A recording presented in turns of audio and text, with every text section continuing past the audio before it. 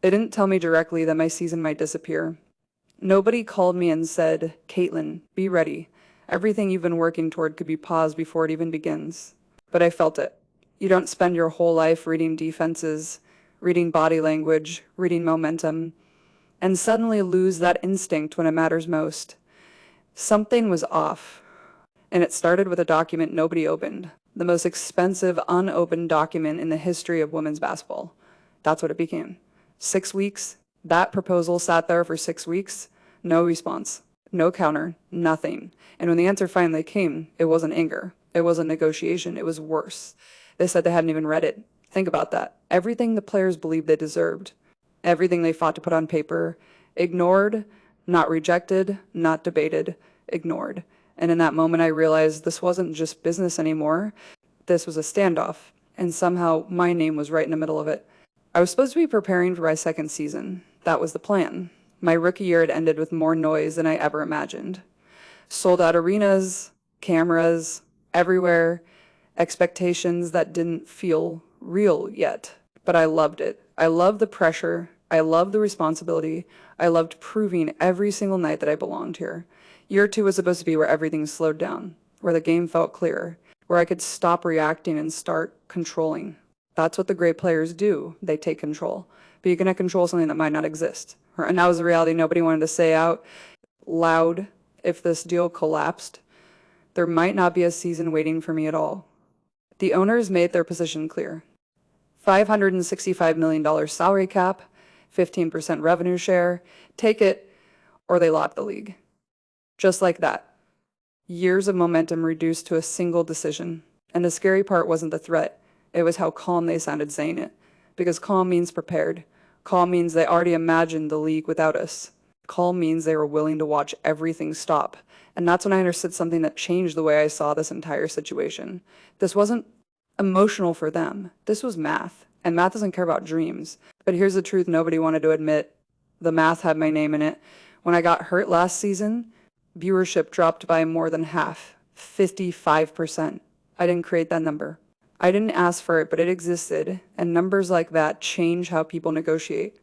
Suddenly, this wasn't just about players versus owners. It was about value, about leverage, about who the league believed it couldn't afford to lose. And I hated that feeling because I never wanted to be the reason something broke. I wanted to be the reason it grew. I remember sitting in the gym alone one night, long after everyone else left. Just me, a ball, and a silence that felt heavier than usual. I kept shooting the same shot. Top of the key, over and over, not because I needed the practice, but because it was the only thing that still made sense. The ball didn't care about negotiations, the rim didn't care about revenue share. Basketball was still honest, still simple. You either made the shot or you didn't. Everything else wasn't simple anymore. Because for the first time in my life, my future in basketball wasn't going to be decided by what I did on the court. It was going to be decided in a room I wasn't even in. And that's a helpless feeling no athlete ever prepares for.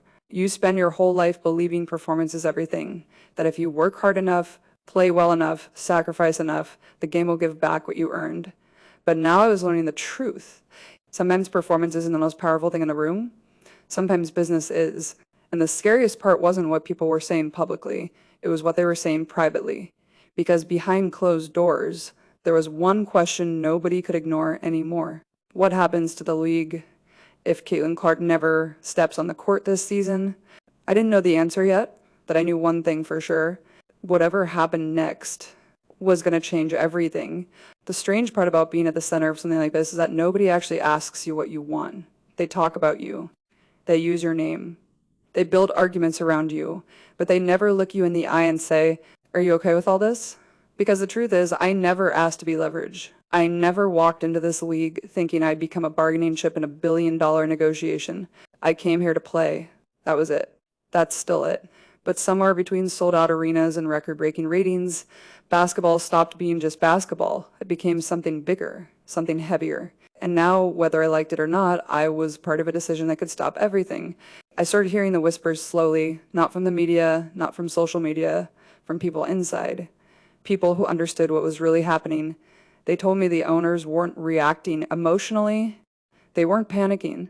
They were watching numbers, studying behavior, measuring impact, and what they saw changed everything. They saw that when I played, people watched. When I didn't, they didn't. It wasn't personal. It wasn't about personality or popularity. It was about gravity, the kind of gravity that pulls everything toward it, and gravity changes leverage. Suddenly, the conversation wasn't about the league carrying me. It was about whether I was carrying the league. That realization didn't feel good. It didn't feel like power. It felt like pressure.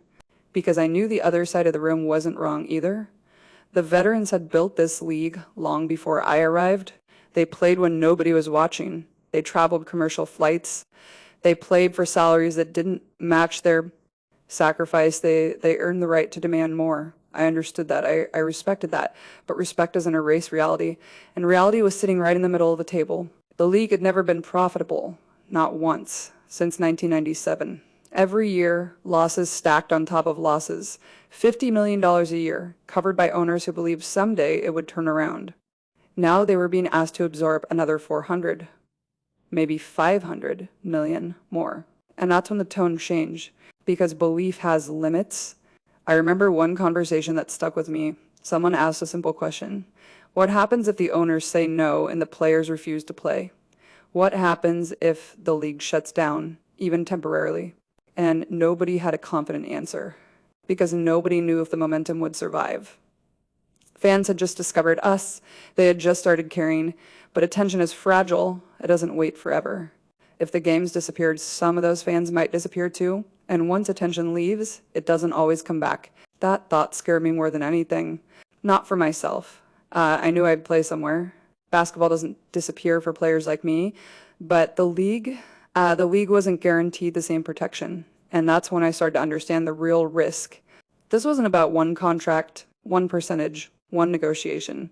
This was about timing, about whether both sides realized how rare this moment actually was. Because moments like this don't repeat. I could feel it even in public. The questions changed. Interviews stopped being about my game. They became about the future, about the lockout, about whether I supported one side or the other. And I never gave them the answer they wanted, because there wasn't one. I wasn't on one side. I was in the middle, watching something I loved being pulled in two directions. And every day, the silence between both sides got louder. No new offers, no new compromises, just positions hardening. Owners saying, take it or leave it. Players saying we deserve more. And me, stuck in between, preparing for a season that might never arrive. I kept training anyway, because that's what you do when everything else is uncertain. You hold on to the only thing you can control. The work, the repetition, the routine, every morning, same time, same court. Same shots. I told myself it mattered, even if nobody knew when the next game would come. But deep down, there was a question I couldn't ignore anymore. What if this wasn't just about money? What if this was about something neither side was willing to admit? Because the more I watched it unfold, the more I realized this wasn't really a negotiation.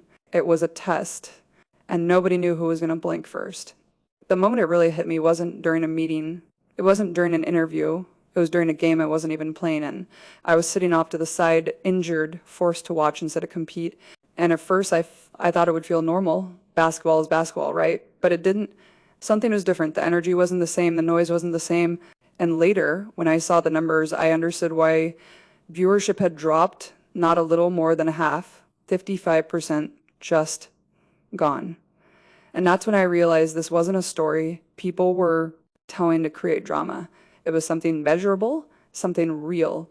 I didn't celebrate that. I didn't feel proud of it. I felt uncomfortable because I never wanted to be the reason anything else disappeared. I grew up loving this league, watching it, studying it, respecting the players who built it.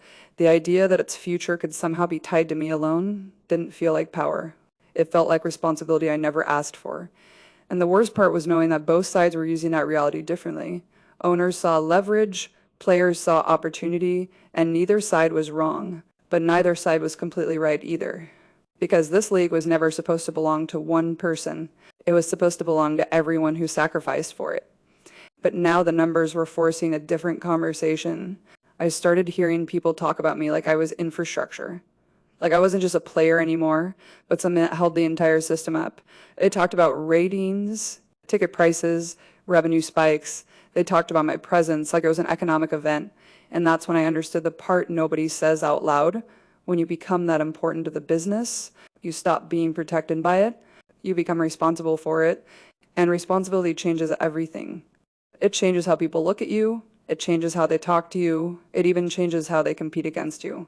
Because now every moment isn't just about winning or losing. It's about what your presence means, what your absence means, and what happens if one day you're not there at all. That question started living in the back of my mind, so not as fear, but as awareness. Because for the first time in my life, I wasn't just playing inside the game.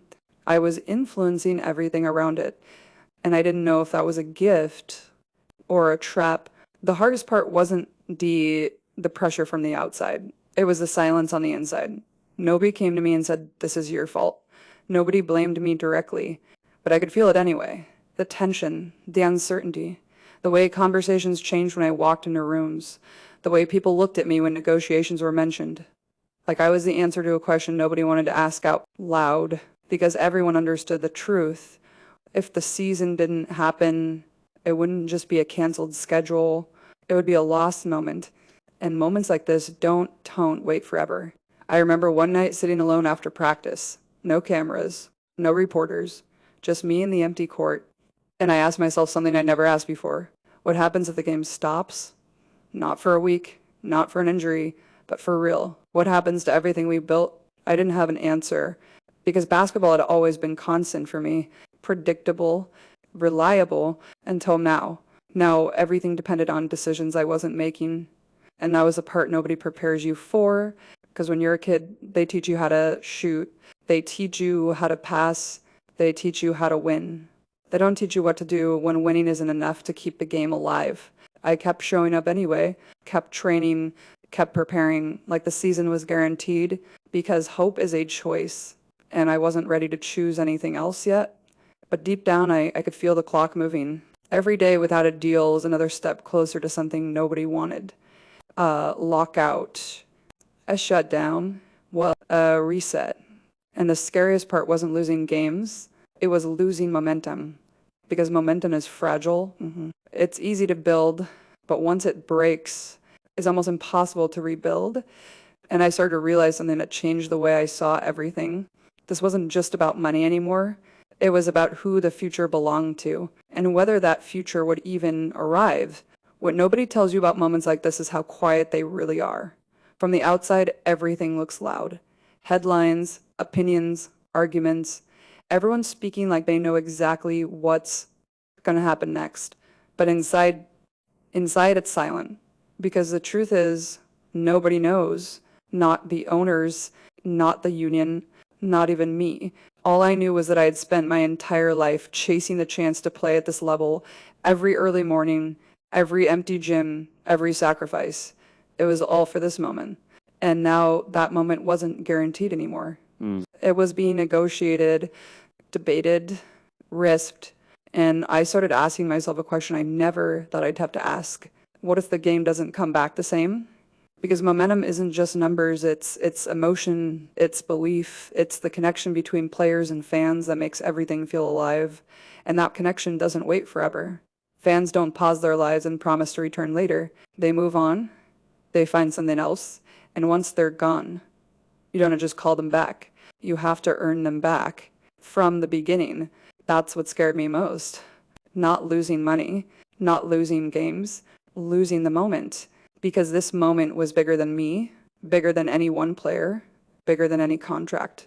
This was the moment women's basketball had been fighting for long before I ever picked up a ball. And now it was fragile, hanging between two sides that both believed they were right. I understood the players, they deserved more. I understood the owners, they feared losing everything. Both sides were protecting their future, but nobody was protecting the present. And the present is where momentum lives.